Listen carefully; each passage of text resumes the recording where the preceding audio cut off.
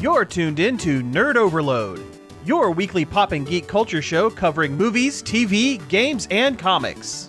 Now your hosts, Cody Pinnick, Sam Dunham, and Josh Harrison. Hey everybody, welcome to Nerd Overload, the pop and geek culture show that's about to try this Grimace milkshake. No, don't! Happy birthday, Grimace!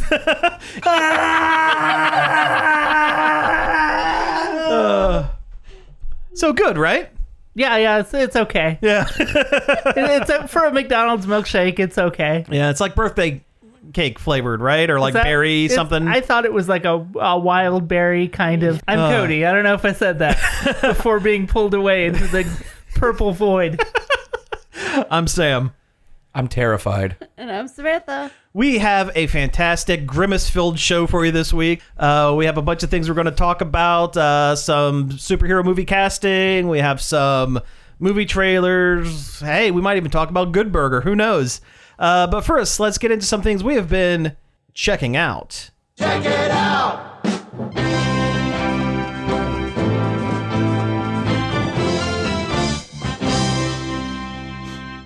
All right. Things we've been doing.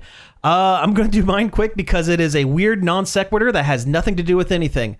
I want to preface this first by saying I don't watch professional wrestling. I think wrestlers are silly. I think it's kind of funny, but I don't follow it ever. I think that's why a lot of people watch it. Yeah, well, sure. Yeah, at this point, yeah. I mean, I'm sure there are some people that are invested in the storylines or whatever. Right, but, and I don't care about that. It's this athletic grown man cartoon. It is. It's a cartoon. It's a dude soap opera. It's like, it's Meat theater. Yeah, it's meat theater. I like it. I like that. Yeah. Oily meat theater. But I get bored at work I get bored at work sometimes, and sometimes? sometimes I have like things to do, of course, but I'm afforded a certain amount of downtime, and I go on Wikipedia deep dives. I just kind of like pick a topic, and just like whenever there's a blue thing that looks interesting, I'll click on it and read about it. And just bounce from one thing to the other. People do that. It's fine. Man, you rabbit hole? I rabbit hole a little bit. I used to do that a lot at work. Yeah. Well, my old job. I do it with YouTube.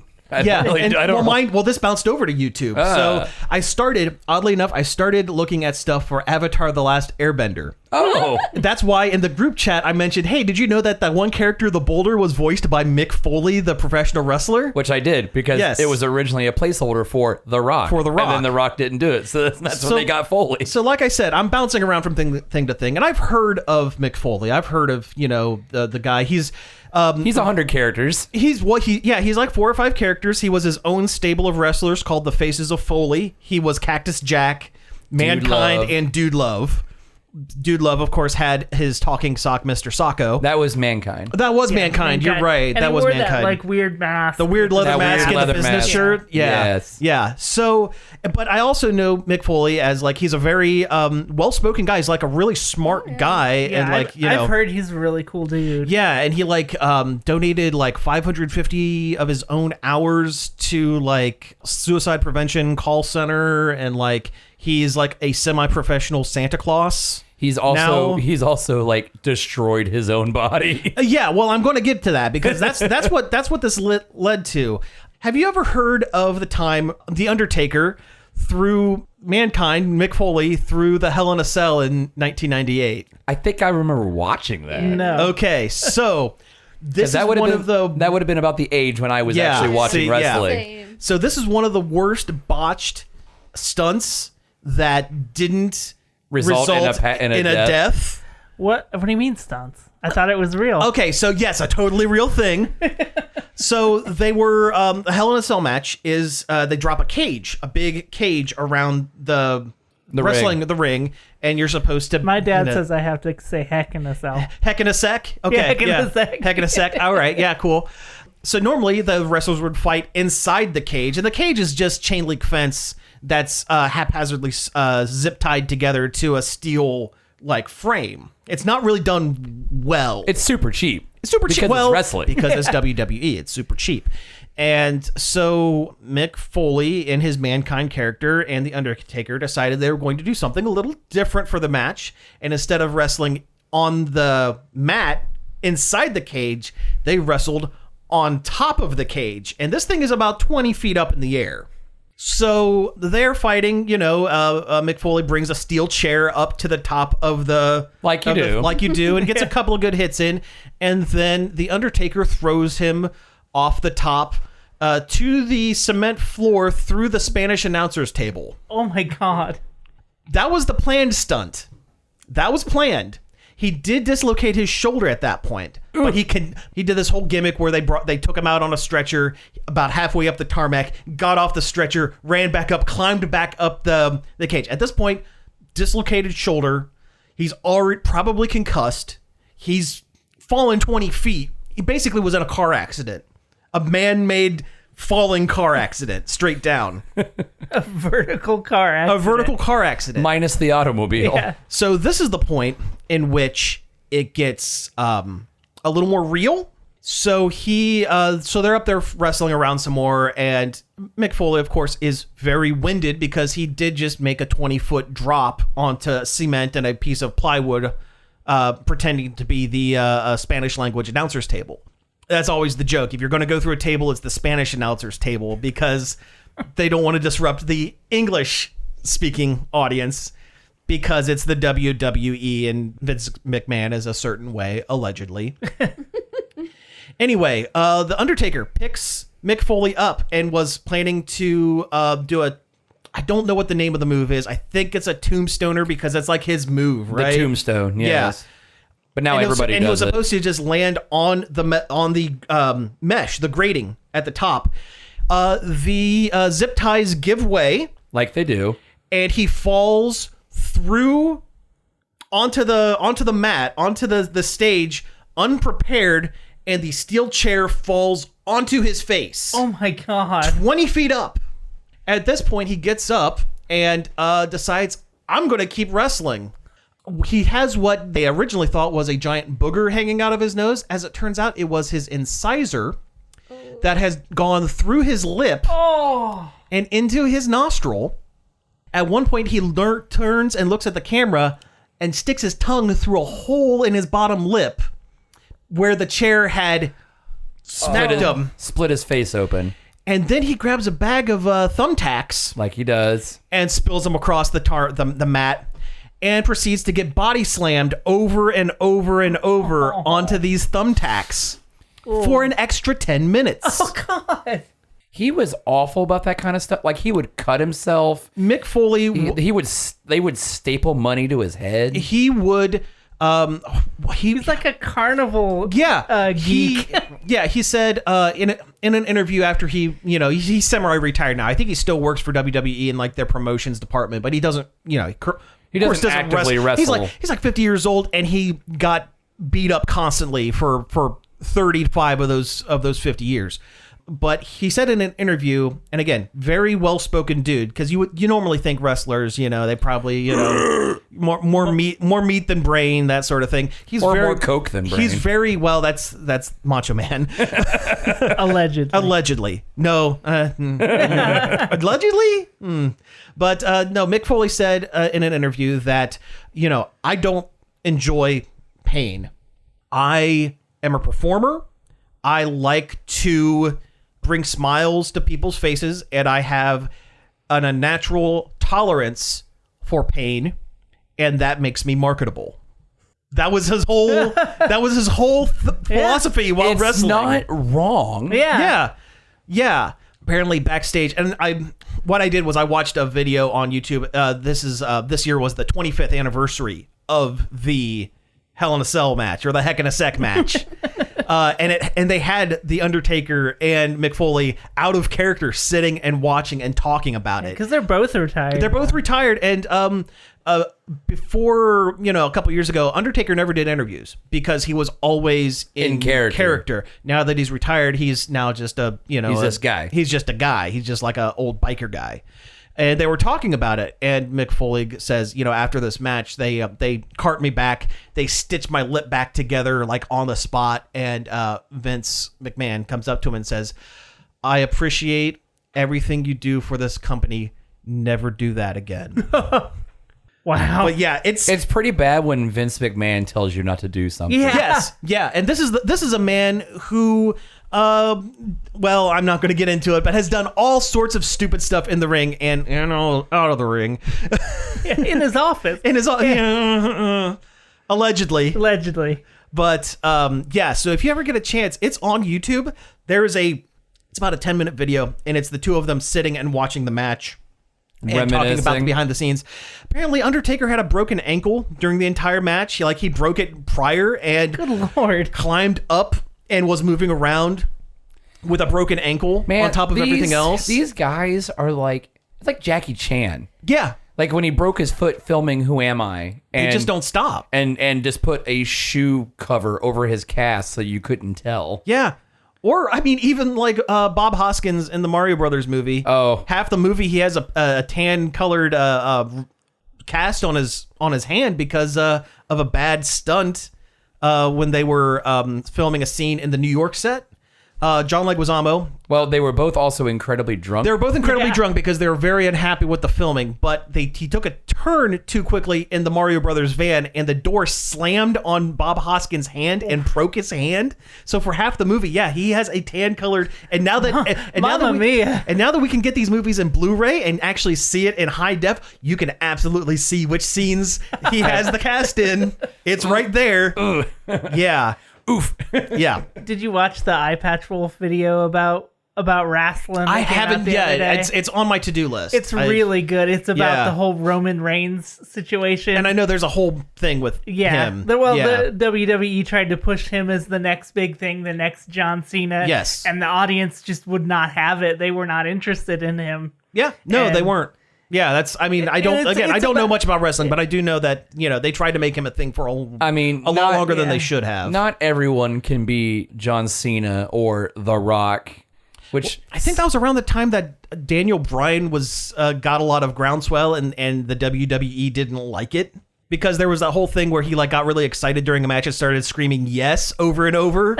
Oh, is that the yes guy? That's the yes guy, yeah. Daniel Bryan, a.k.a. Bryan Danielson, which is his real name. The fans were pushing him, and Vince didn't like him because he's vegetarian, because he's not a typical. Vince likes his wrestlers to have the big meats. Yeah, exactly. The big muscle meats. Mm-hmm. But again, I don't know much about wrestling, but there are certain events and certain things that I think are really interesting about the profession. Oh yeah. Again, it's the stories don't interest me, but No. the bleeding in between the fantasy and the reality of the thing.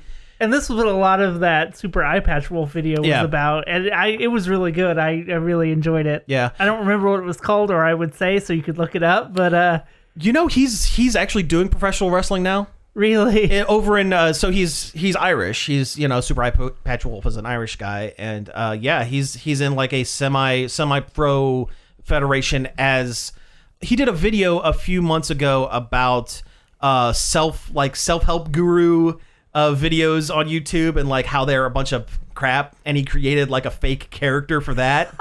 And that is his character there. He is like Mr. Moneybags Man as a promoter and like a heel like bad guy, which is kind of great.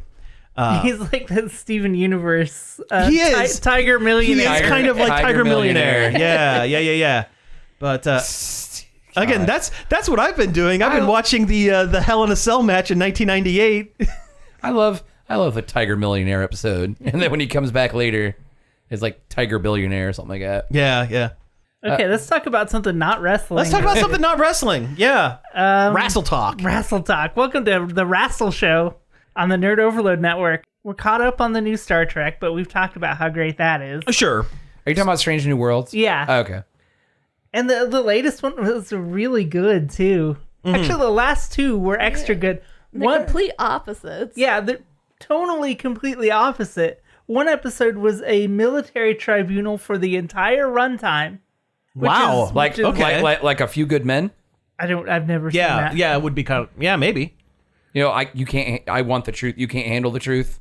I don't know. It's like It's iconic scene. law kind Yeah. of thing. Yeah. Yeah, it's yeah. Anyway. And then the other episode was more or less a Doctor Who episode that also happened to have James Kirk in it.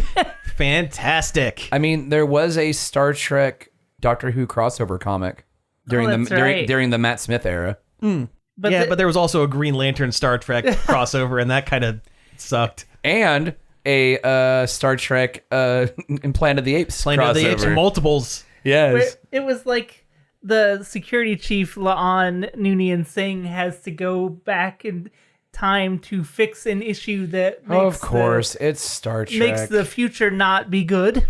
Oh, okay. And ends up going... She goes to a wait. parallel Sing universe. like Khan? Yes, she's related to Khan. Okay. But she ends up going to an alternate universe on an alternate Enterprise where Kirk is already the captain. Okay. And he gets tied into the whole adventure, and it's really fun. With like weird, like goofy car chases and like time travel hijinks. Nice. Because it's Star Trek. Yeah, just an episode away from the military tribunal episode. Like they're really hitting the Star Trek can pretty much be anything. Yeah, and that's the thing I love about Star Trek so much is that it really can be anything. Like some of my favorite Trek episodes are not the actiony stuff. Like Measure of a Man from TNG that's is such a good one of one. my favorite. Oh, it's such a good episode. I love that episode. Measure of a Man's really good, and oh, geez. Well, there's a lot of good time travel episodes though too, like the original series one that Harlan Ellison wrote, City on the Edge of Forever. City on the Edge of Forever, yeah. Is that the one with not Charlie 7? What's the guy's name? Where they went back in time and it was a backdoor pilot for a space spy show. I don't think so. They go back in time and Kirk falls in love with a woman but can't stay with her because of the time paradox. Yeah. Yeah. I'm trying to think of what that episode was called because it had Terry Garr in it. And she's great. She's from Young Frankenstein. Yeah. Yeah. It was because McCoy accidentally gets high from some chemical he was working with and ends up traveling through time while high and messing everything up. Uh-huh. Yeah. Yeah. Oh yeah, there's also a lot of episodes where that like sounds like the 60s. where the Enterprise, the crew of the Enterprise gets sprayed with some kind of weird goo or possibly a pollen, and they all act goofy for an episode. or there's the one where somebody gets godlike power in weird contacts. That has, yeah. he has to look down his nose literally through the contact. Yep. Or that time that Ron Howard's brother was a space baby. Nope. Yeah. Good stuff. Yeah. God, old Trek is so campy and goofy. I guess I could hit my check it outs real quick. We watched the season 3 finale of Demon Slayer. It was very good. I've heard good things about that show. I should probably probably watch it. It is a beautiful anime. Like the color, the action, the scene composition, everything is so good. Though a lot of people didn't like this last season or arc or whatever you want to call it because they felt like it was mostly filler to stretch out 2 fights. It is kind of a short season or arc or whatever, but I don't know. I didn't think it was terrible, but it was very good, and it definitely sets some pretty big things in motion. I'm not going to say anything because I don't want to spoil anything because it just came out last week. We're in season 4 of Mr. Robot, and the very first episode of the season did some pretty big stuff where I'm like, oh, okay. We're doing that on the first episode, i.e. killing off established characters. Pretty coldly and blatantly, too. It's like it's like you kind of just like, oh, like you weren't expecting it like that. Oh, and we watched the latest and the last season of the Big Mouth spinoff, Human Resources, which I think I liked more than regular Big Mouth. I mean, it has a more interesting concept, at least. Yeah, and it's not watching gross animated teenagers go through, gross stuff. How do they still have material? It's been going so long. Yeah. I don't know. I feel like it's probably going to be losing steam. I mean, it's been so long since the last season. I feel like it's... I mean, it's been more than 2 seasons and it's on Netflix, so it's got to be on the chopping block. It's got to be getting there soon. Yep. For the record, Season 2, Episode 26, Assignment Earth with Gary Seven, the space guy that watches over things, goes to the 1960s, and it was a backdoor pilot for a spy show starring an alien and Terry Garr. Okay. I had to get that out of my system or I would explode. Continue. No worries. Human resources, I think is just better. Yeah, I mean, there's still a lot of the gross humor and stuff, but it feels less gross because it's not involving Minors. fake minors. Yes. Plus, it has a bigger cast of characters. You got all these other Monsters and freaks. monster people that are in charge of human things. Speaking of Netflix, I remembered the other thing we watched. We were like about halfway through the new season of Black Mirror. Oh, yeah. Okay. How was it? It's been pretty good. I think they've been kind of going outside of their comfort zone a little bit. There hasn't been so many episodes that are just like, hey, your phone's probably evil. Yeah, technology is bad, actually. They've been kind of going to like a Twilight Zone almost. Like I always kind of hope area. that's where they would end up, because Black Mirror's good, but yeah, it does kind of beat you over the head with technology bad. Phone bad. Put your phone down, touch some grass. The last one we watched, it was about some guys that work on a space station who have bodies on Earth that they can pilot from the space station so they can still live their regular life on Earth. So kind of like avatars, blue cat people style. But they're regular humans, and you couldn't tell the difference between the robot and the man. So they could basically live out their regular lives with their families while also doing their work in space. Like when they're in their robot bodies, they have a little watch that goes off that tells them you got to get back up to your space body, your real body. Interesting. That's actually a really cool concept. I like that. Which is weird, because you'd think from a biology standpoint, it would be better to do it the opposite way. Yeah, that's a good point. If they have the ability to do it, why not do it? Keep your real body on Earth and not get the muscle atrophy of being in space. Oh, but herein lies the question. If it's the same consciousness piloting both at different times, who's to say which body's real? Because isn't consciousness the real? They didn't go that far. They should have asked that question, but they didn't.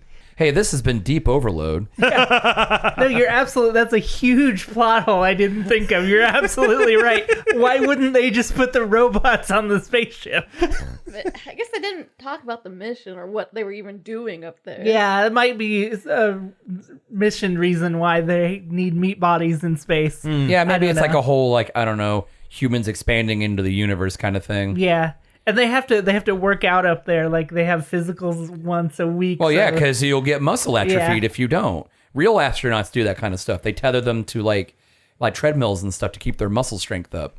I'm not going to get spoilery into it, but one of the guys loses their robot body. Okay. And they kind of work out a deal where they have to share the one body. They pilot the one human body. Okay. And that's where things get messed up and interesting. Oh, yeah. Okay, I could see where that is. And I guess that would make more sense if the robot body were on Earth. Yeah, that sounds awesome. What was the one before that? Because it was just a straight up murder mystery, I think. Yeah, that's right. It was a couple doing research into like a small town murder for a documentary. And that's the whole bit. Like, there was no technological bent. It wasn't even like sci-fi related at all. The closest thing it was kind of had analog horror vibes. Oh, really? I would say. Oh, nice. And it was pretty good too. Nice. You talking about the astronauts up in space and clones and robots and stuff reminds me. Have you ever seen the movie Moon with Sam Rockwell and Sam Rockwell? No. Sam Rockwell because it's all Sam Rockwell. It's Sam Rockwell all the way down. It's funny. The first time I signed up for Netflix was specifically because I wanted to watch that movie that was on Netflix at the time. Give it a watch. And I didn't. I still have never watched it. It is really, really good. Yeah, that's it was done by David Bowie's son. Duncan Jones. Duncan Jones. That's it. Thank you. I almost said Duncan Hines, but that is Duncan Hines. But those are moist frosting boy. Those are moist cakes. Those aren't a director. But yeah, Moon is fantastic, and it gets into some of the things. What was that one movie where it takes place on the moon, but it's also kind of like a weird horror movie? Apollo 18. Yeah, that's what it is. Yes. That's what it is. I like that one. That was a good one. Yeah. Hey, let's go ahead and take a break, and when we come back, we're going to dig into some of this week's news. Get a shovel. Hey, Paigey. Knock, knock. Who's there? I don't know, Paige. But I do know this. Long Play is the #1 show at both 11 p.m. Fridays and 3 p.m. Saturdays. Right here on, you guessed it, 104.7 WZMO. I invite you to tune in and check out the show that's a legend in its own mind. Welcome back from the break, everybody. Let's get into some of this news for the week.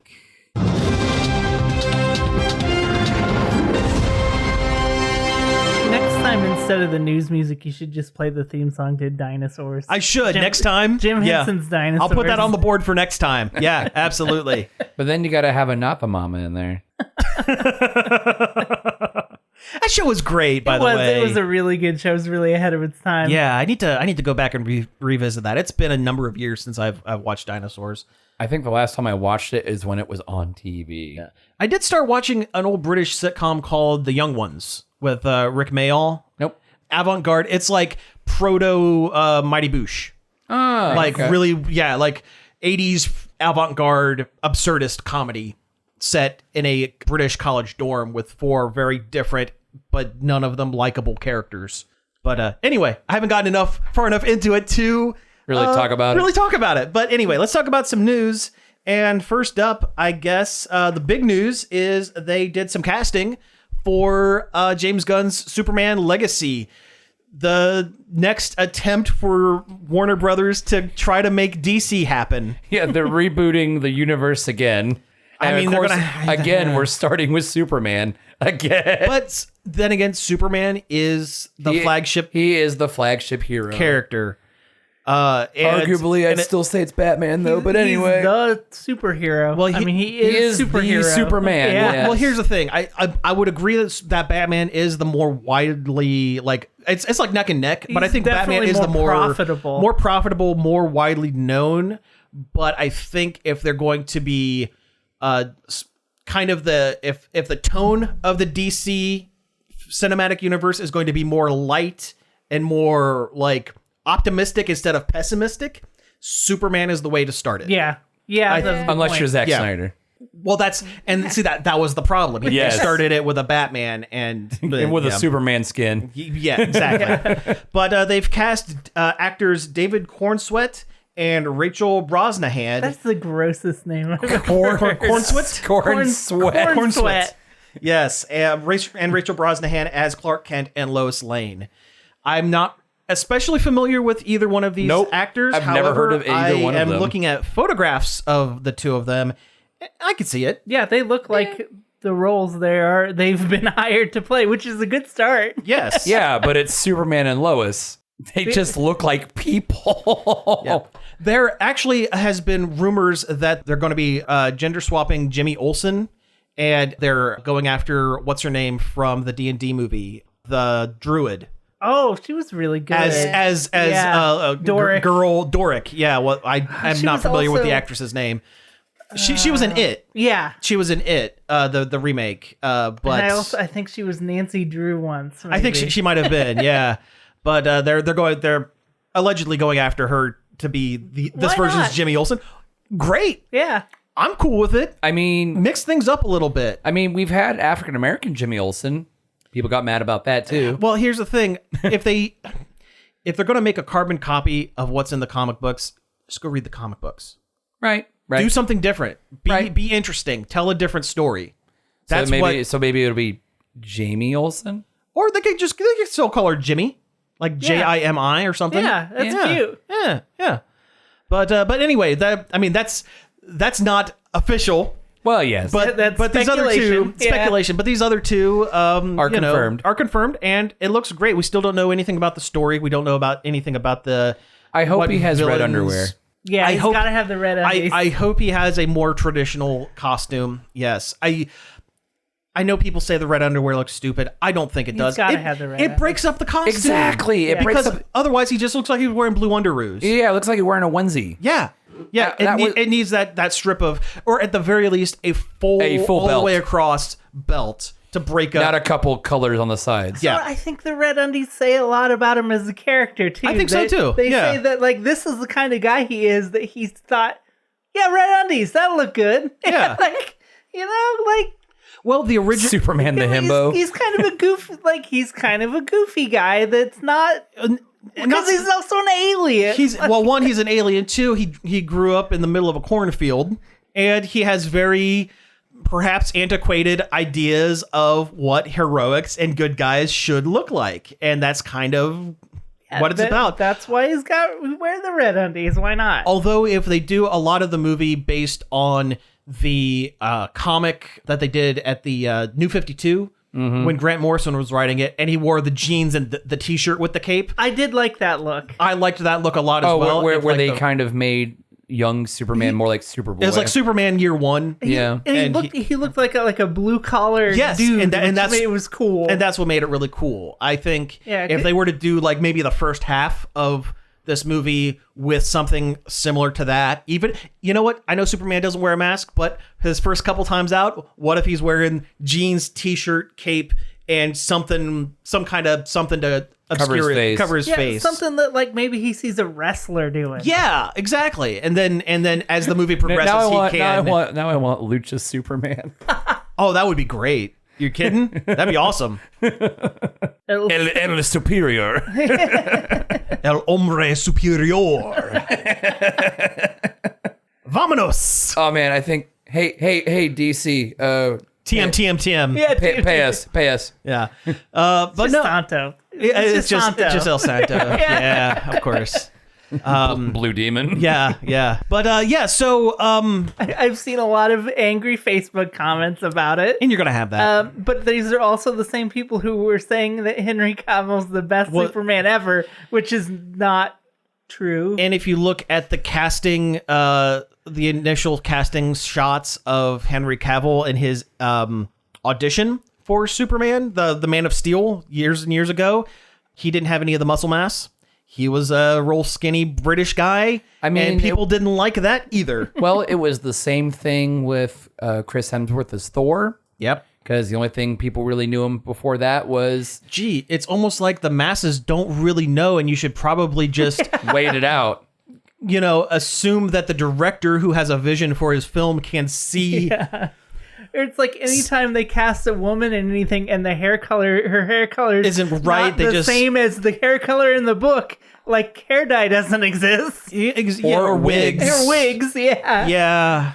It's okay, we're going to go way back when Michael Keaton was cast as Batman and everyone lost their stupid minds that this comedy actor was going to be Batman. Yeah, sure. I mean, don't get me wrong, he's still a goofball. And he's probably one of my favorite live action Batmen. Not only is he one of the best Batman, he's one of the best Bruce Waynes. Yeah, he's very unhinged, Bruce Wayne. And that's fine. Batman is unhinged. Bruce Wayne is a crazy person. Yeah. He is very unhinged. A sane person does not put on a costume and punch clowns in the middle of the night. Typically. Punch the night clown. Yeah. That sounds like a great it's not Batman but it's Batman. Yeah, parody or parody or like a goof game or something. It sounds like something Rob Liefeld would come up for I hope not. Imprint Comics or Image Comics or whatever. That bonehead can't draw. Just the feet. What about that Captain America and cover? the torsos? All right. If it's not covered in pouches. I gotta punch that night clown. I'm the dark. I can't say Dark Man because that's an established character. That's a thing. Nightman's an established character. I'm the Midnight Rodent. I'm Rabies Man. I like Night Rodent. Night Rodent. I'm Night Rodent. Night Rodent versus Night Clown. Night Clown. The Midnight Rodent versus Night Clown. Yes. Evening Jester. This sounds like Amalgam Comics. Mm-hmm. All right, so what are some other things that have been going on over the past week? Was there some Magic the Gathering thing? I don't follow the tabletops. The Lord of the Rings Magic the Gathering set is officially out. Okay. To retailers. And the Magic the Gathering has been doing a bunch of crossover tie-ins. I know they did a Street Fighter one. They did Street with Fighter, the original 8 Godzilla, yeah. Warhammer 40K. They have a name for it now. It's like Endless Worlds or something like that. Yeah, something stupid. Yeah, Worlds Beyond. I think you're right. That's what it Worlds is. Beyond. Yeah, that sounds very brand synergy. Yeah, it does. Yeah. Well, it's owned by the same people who own Dungeons and Dragons, and there's Sure. D&D Beyond. I love that word Beyond. Yeah, right. Because it's got gravitas. They want profits beyond. I know, and I'm sure they are making their money. I can't wait till they come out with the crossover deck with the Pinkertons. With all your favorite strike busters. We talked about that a few weeks ago, didn't we? did. Yeah, okay. Just making sure. With such favorite characters as Kneebreaker and Waterboarder. Yes. Anyway, tell me about the Magic the Gathering. There's a thing, right? Yeah, so Scab Master. that sounds disgusting. That's getting cut. No, that's not. That's thing. That's another Midnight Rodent villain. Scab Master. Scab Master. Anyway. It's the Clayface ripoff. Ew. Could you have said any other word other than ripoff? No. So they announced a while ago that there was going to be one special card that they were only going to print one of, and that is a variant of the titular One Ring. The ring, To rule them all in the darkness. Yes. It's the ring that the Lord was after. Exactly. Yeah, all the those Lord of the lords, Ring. all those lords. Yeah, the one ring above all the other rings, because there's so many rings, which there are. Ring-a-ling-ding. It's the Lord of the Rings. It's got more rings than Sonic. So I don't know. That guy's got a lot of rings. I know, right? Rings. Can you imagine a Sonic the Hedgehog Lord of the Rings crossover where he's only allowed to collect one ring for each level? Man, that's like hardcore mode. Yeah. So He has to run very fast to Isengard. I like the concept of all the Sonic characters dressed like different Lord of the Rings characters. Wait, isn't that Sonic versus the Black Knight? Yeah. pretty much.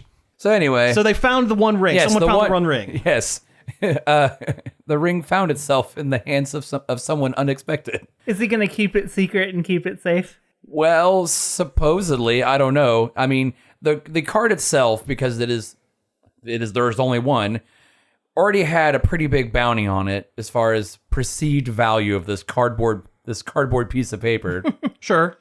of $2 million. Apparently, it has been found. That is all we know. It has been found. Whether they're going to sell it or not, I don't know. They've kept the person's identity secret. For obvious And safe. reasons. Yeah. Yes, it kept the secret. kept it Hopefully safe. it's not Sauron, am I right? Right. Cast it into the fire. Yeah, that's the big question. Is he going to destroy it like he should? Well, one of my friends, I had this conversation with him. He's a big Magic player, and he was buying cards. I was like, what happens if you find it? I mean, that could completely turn your life around. And he's like, I can't handle that kind of stress. I'm just going to destroy it. I wouldn't tell anybody I found it. I would just destroy It's it. the responsible thing to do. You got to throw it in the fires. Yeah. Yeah. I mean, it is a cool looking card. Oh, yeah, it is cool. Like, it's even beyond, like, the whole foil look of anything. I mean, yeah, it's got that going on, but the card is completely in token Elvish. There is no English on the card. Oh, nice. Yeah. But yeah, apparently it's been found. That's about all I really know. It's been found. We don't know if it's being sold or kept or whatever. I'm sure we'll hear about it, down the line. I'm sure it's going to change hands, much like the actual One Ring. Yeah, sure. Yeah. It'll show up in some high dollar auction here. Elijah Wood is going to end up buying it. That's what's going to happen. or some hedge fund bro, like that Well- one Wu-Tang album. that one Wu-Tang album. Yeah, it's gonna end up with Martin Shkreli. It's gonna end up in No, he's in- FBI custody. No, the Pinkertons are gonna take it back. That's right. If that happens, yes. It's gonna end up back at Wizards of the Coast. Yeah, back at Hasbro. All right. So okay, next up, because we're running a little short on time here. Cody, tell me about the problems with BlizzCon. I mean, Where do I start? Where do you start? That's Well, the newest one is that it costs $300 to get in. for general admission to a Blizzard a Blizzard tech show. and Yeah. Blizzard for the folks who don't know, they're the folks that do World of Warcraft, Diablo, and- Overwatch. yeah, They're co-owned by Activision for your Call of Duties. yeah. So yeah, this is just a convention, and conventions are expensive as is. Like, I've all but stopped going to cons because they are so expensive. Yeah. But $300 for general admission No way. is insane. Yeah. And then there's also the special Portal Pass version that gets you into special areas and gets you a bunch of in-game items of some perceived value. Yeah. And that costs $700. That is untenable. That is not, you can't have that. Especially, it's the weirdest thing is Blizzard is not in the highest regards these days. No. It's wild for them to be asking this kind World of of price. Warcraft subscribers have been dwindling for the last few years. Yeah. I know more people who stopped playing Overwatch than that do, Yeah. Most folks have stopped with Overwatch. Yeah. even though it's free to play now. I've heard great things about Diablo 4, but I haven't pulled the trigger on that. I don't want to. I didn't have that much fun playing Diablo 3. I can't believe it has a cash shop in a $60 video game, but Right? here we are. Yeah. Yes, here we are. This is the capitalist hellscape we live in.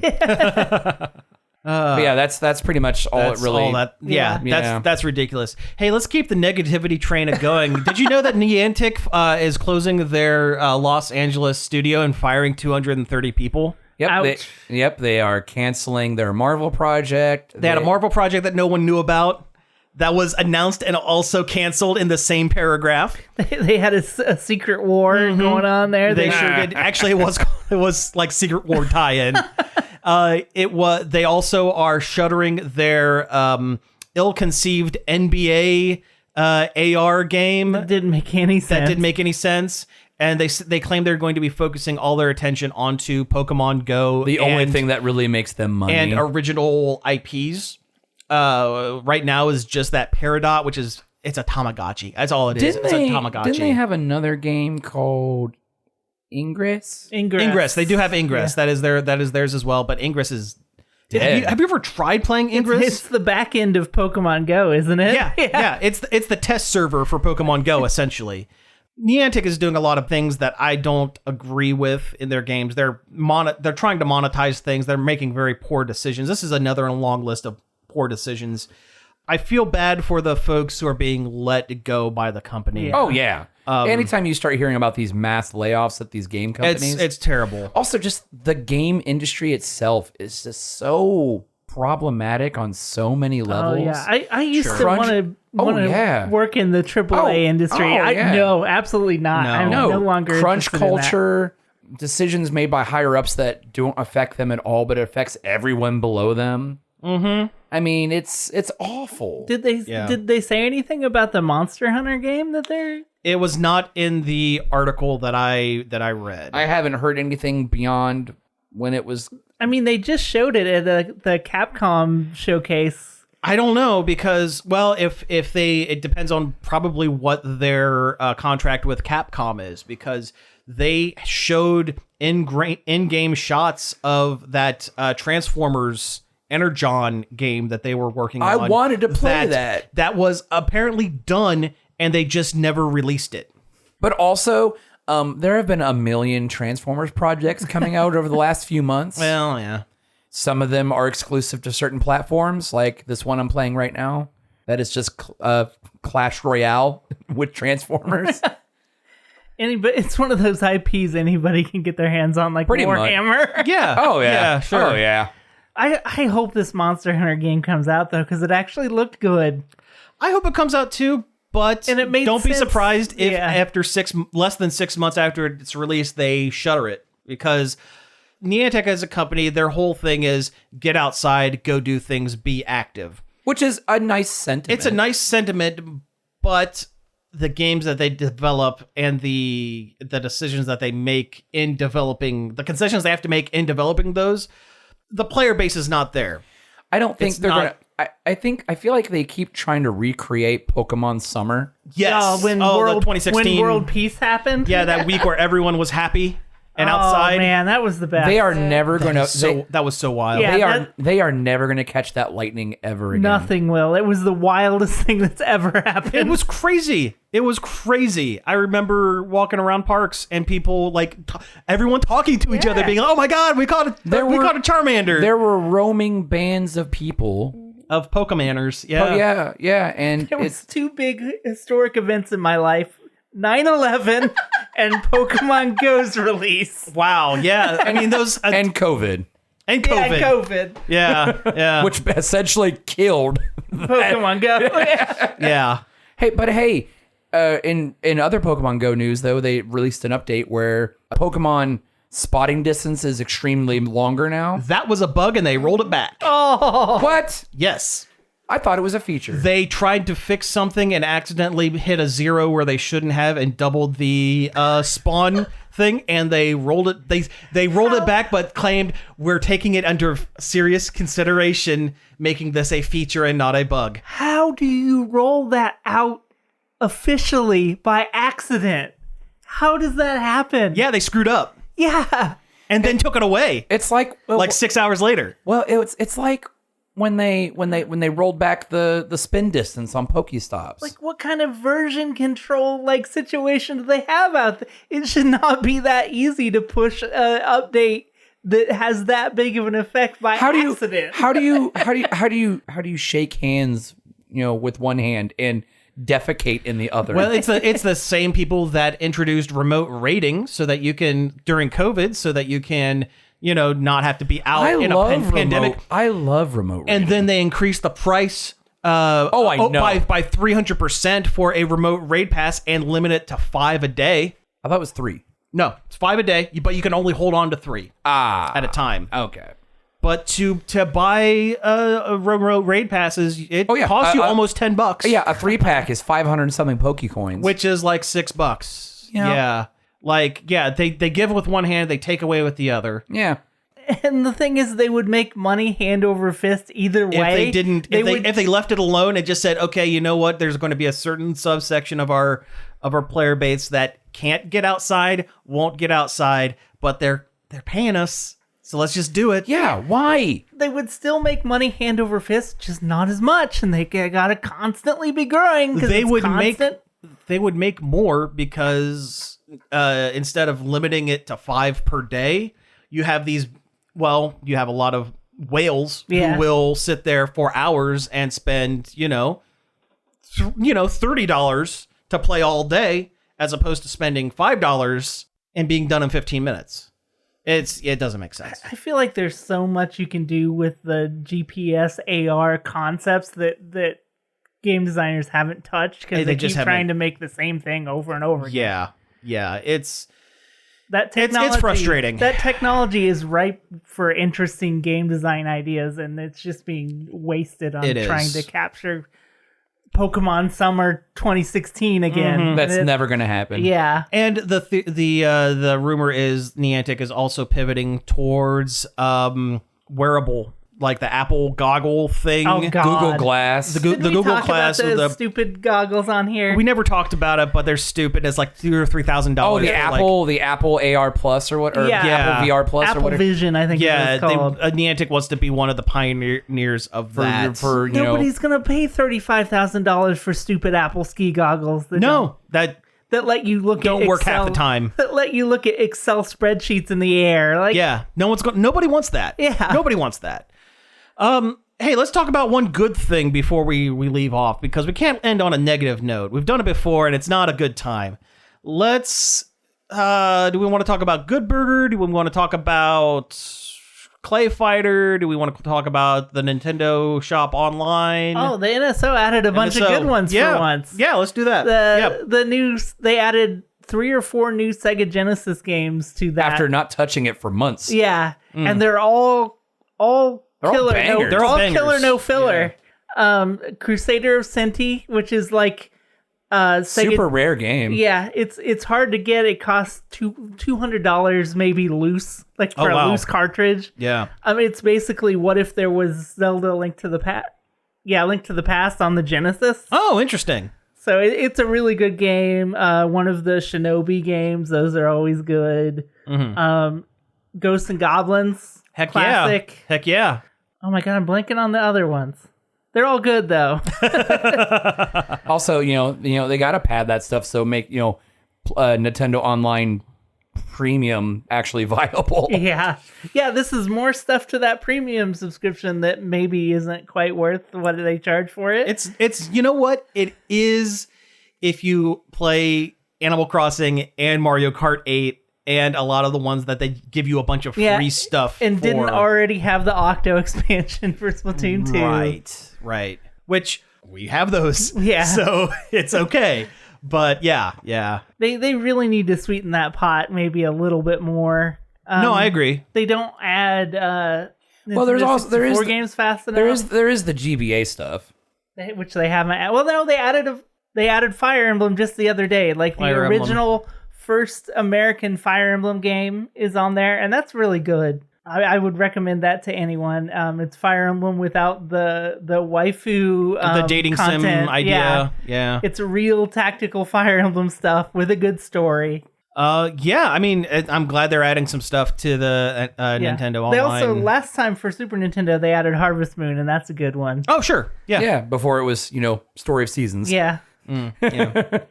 All right, well, hey, we have actually hit time, so let's go ahead and wrap things up for the week. You have been listening to Nerd Overload. Thank you very much for tuning in. You can find us each and every day over at nerdoverload.com. You can find us on Facebook, Twitter, Twitch, Instagram, or support our Patreon at Nerd Overload Now. You can email us at staff@nerdoverload.com. You can call us on the Nerd Overload hotline. It's 419-561-5556. Leave us a message, and we might play it on the show. We just did last week. We did last week. Hey, where are we on those one-chip challenges?